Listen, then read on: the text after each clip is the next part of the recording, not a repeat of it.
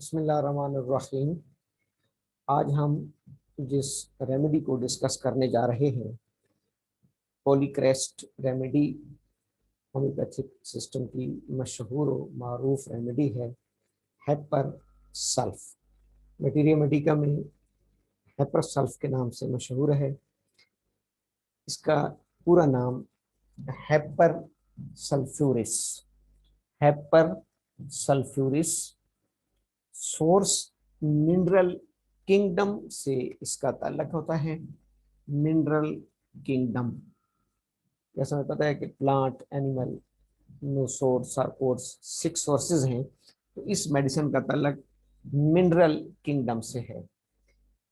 इसको इसका सिनोनिम्स या दूसरा नाम हेपर सल्फ्यूरिस कैल्केरियम, हेपर सल्फ्यूरिस कैल्केरियम।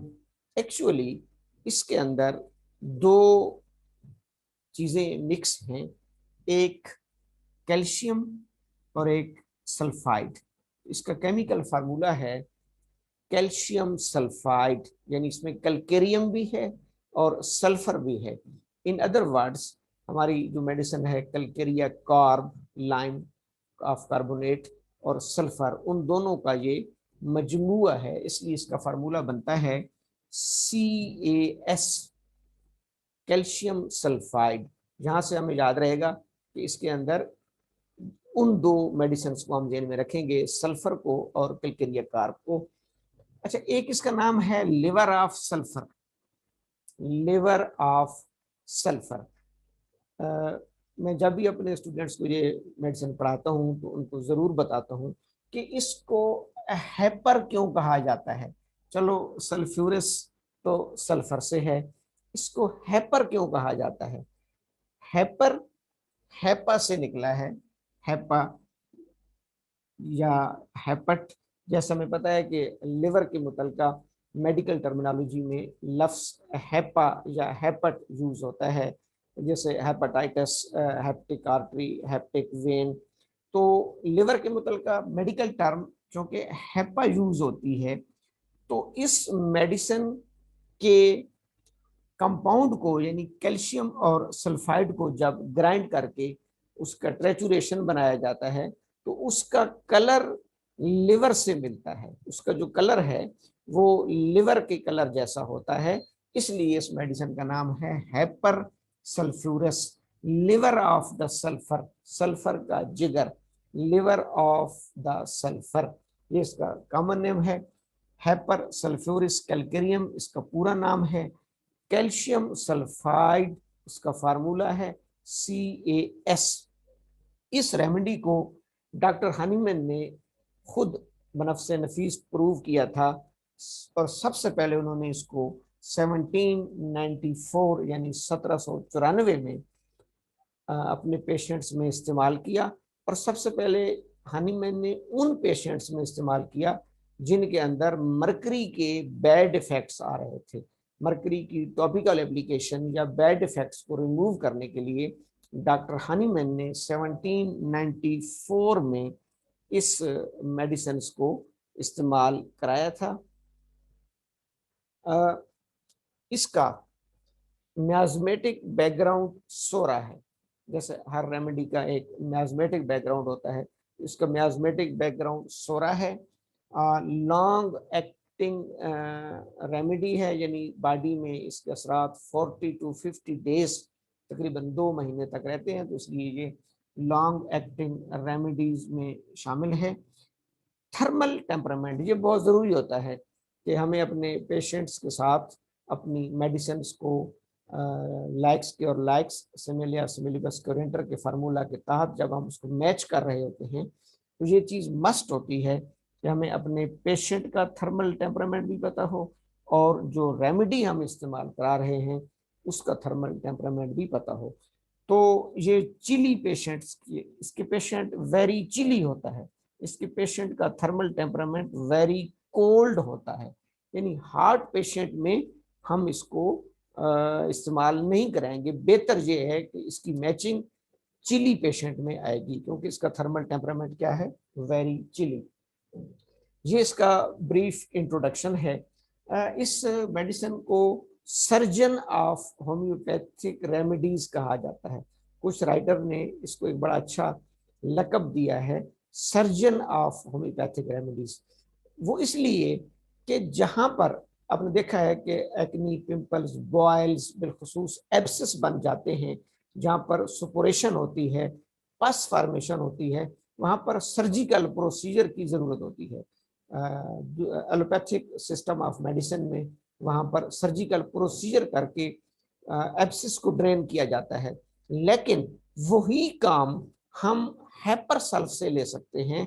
इसलिए कुछ राइटर्स ने इसको सर्जन ऑफ होम्योपैथिक रेमेडी लिखा है, जो कि बड़ा अच्छा लक़ब है। ये तो इसका था brief introduction. Mineral kingdom, हेपर sulphurous. हेपर क्यों कहते हैं?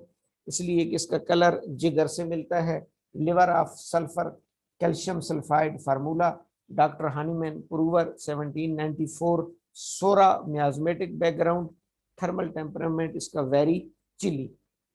अब यहाँ पर चूंकि हम इसको मुख्तसर एक्सप्लेन करते हैं, तो इसको याद रखने के लिए डॉक्टर साहबान और बिलखुसूस स्टूडेंट ऑफ होम्योपैथी इसमें 7H को याद रखा जाता है। 7H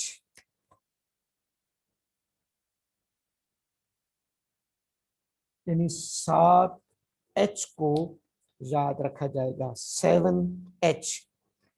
पहला H फॉर हॉर्सनेस,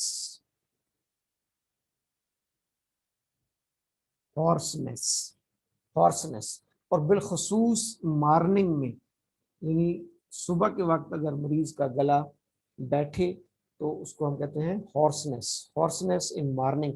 यानी इसको याद रखने के लिए आसान फार्मूला है 7H।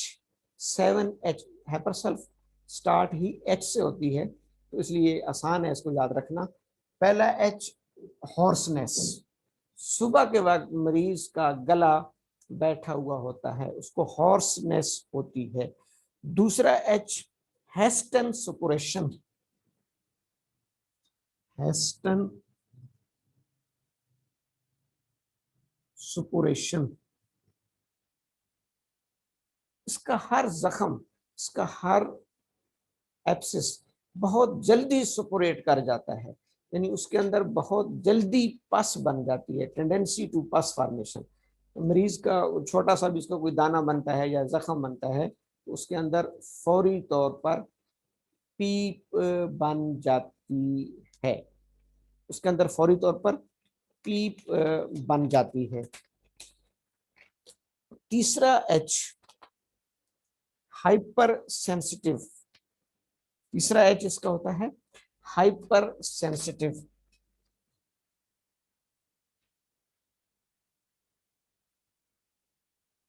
हाइपर सेंसिटिव, इसका मरीज इंतहाई ज़कीउल हिस्स होगा। डॉक्टर बोरक ने अपने मटीरियल मेडिका में पहली लाइन में एक लफ्ज लिखा है हाइपर एस्थीजिया। हाइपर एस्थीजिया यानी इसके तमाम सेंसेस हाइपर हो चुके होते हैं। इसका उल्ट है हाइपोएस्थीजिया। और फिर एक लफ्ज होता है जो आपने सुना होगा, जो एलोपैथिक डॉक्टर सर्जरी के वक्त नशा देते हैं, उसको हम कहते हैं एनेस्थीजिया। एनेस्थीजिया, ये एस्थीजिया मेडिकल में कहते हैं नॉर्मल सेंसेशन को एस्थीजिया। यानी मुझे अगर 5 सेंसेस नॉर्मल आ रहे हैं, टच, हियरिंग, स्मेल, विजन, ये 5 सेंसेस जो हैं वो अगर नॉर्मल आ रहे हैं, तो इट मीन्स कि मैं एस्थीजिया में हूँ। अब ये इन सेंसेस, अगर ये सेंसेस हाइपर में चले जाएं, जरूरत से ज्यादा हिसास हो जाएं, तो फिर लफ्ज होता है हाइपर एस्थीजिया। और अगर ये कम हो जाए तो हाइपोएस्थीजिया। बिल्कुल खत्म हो जाए, जैसे सर्जरी में नशा देकर इन सेंसेस को मुअत्तल कर दिया जाता है, तो उसको कहते हैं एनेस्थीजिया। उसे क्या कहते हैं? Anaesthesia. Anaesthesia, loss of senses. तो हाइपर सल्फ का तीसरा H है हाइपर सेंसिटिविटी, हाइपर एस्थीजिया। चौथा H इसका होता है हॉट फोमेंटेशन। हॉट फोमेंटेशन, हॉट फोमेंटेशन, हॉट फोमेंटेशन, यानी इसके मरीज को हमेशा हॉट चीजों से, हॉट फोमेंटेशन से इसको आराम आएगा, इसको रिलीफ मिलेगा। तो चौथा एच है हॉट फोमेंटेशन, क्योंकि ये चिली पेशेंट है, चिली पेशेंट है तो इसको हॉट फोमेंटेशन से रिलीफ मिलेगा। हॉर्सनेस, हेस्टन सपोरेशन, हाइपर सेंसिटिविटी या हाइपर एस्थीजिया, हॉट फोमेंटेशन। और पांचवा एस इसका है हाइपर इम्पल्सिव, हाइपर इम्पल्सिव, यानी इसके अंदर इम्पल्सिवनेस हाइपर जा रही होती है, जिसको हम इम्पल्स कहते हैं, हाइपर इम्पल्सिवनेस में ये जा रहा होता है।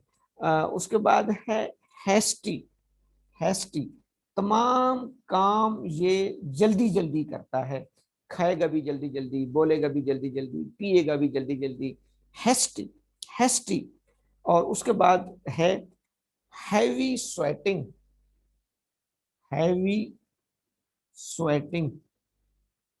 और एक आठवां एच भी है, चलो मैं इसको 8 कर देता हूं, 7 या 8 H, highly chilly, highly chilly, इंतहाई मरीज को ठंड महसूस होती है, हाईली चिली। तो ये इसको याद रखने के लिए बड़ा अच्छा फार्मूला है। एक इसकी इंट्रोडक्शन याद रख लें कि ये है क्या, मिनरल किंगडम है, इसका पूरा नाम क्या है, इसको हैपर क्यों कहते हैं, इसको प्रूव किसने किया, किस सन में किया, इसका मैथमेटिक बैकग्राउंड क्या है, इसका फार्मूला क्या है, इसका थर्मल टेम्परामेंट क्या है। इसको surgeon of the homeopathic remedies भी कहा जाता है। और फिर 7 या 8 एच आपने याद रखने हैं, 7 या 8 H, hoarseness, hasten suppuration, hyper sensitivity, hot fomentation, hyper impulsive, hasty, heavy sweating, highly chilly, highly chilly, ये इसका मुख्तसर सा तारफ है।